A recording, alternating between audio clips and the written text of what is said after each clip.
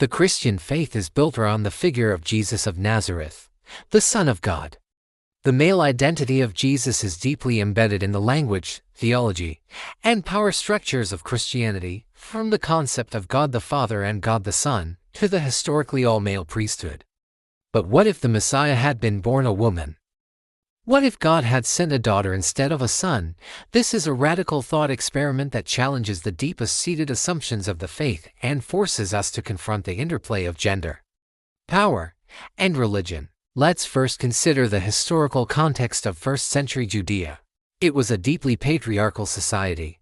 Women had limited legal rights, were largely excluded from public life, and were not permitted to be religious teachers or rabbis.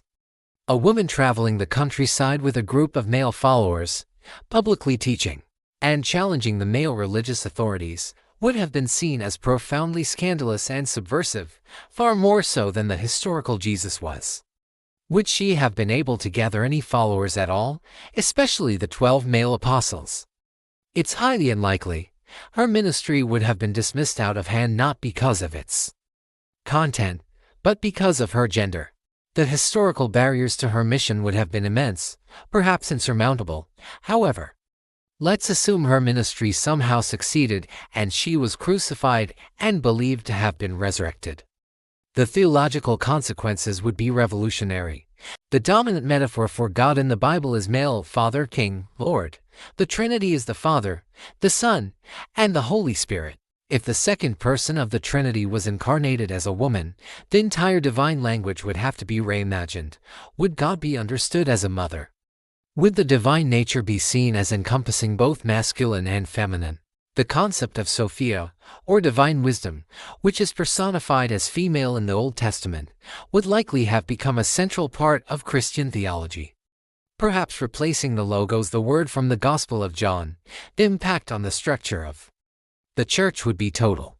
The primary argument against the ordination of women in many denominations has been that priests and pastors are meant to represent Christ, who was male, if Christ had been female. This argument would be reversed. The leadership of the Church, from the papacy to the local parish, would likely have been dominated by women from the very beginning. The role of Mary, the mother of Jesus, would also be seen in a new light, changing the dynamic from a mother-son relationship to a mother-daughter one. A female Christ would have created a religion where female religious authority was the norm, not the exception. This would have fundamentally altered the history of women in Western civilization, challenging patriarchal structures not from the outside, but from the very center of its dominant religion.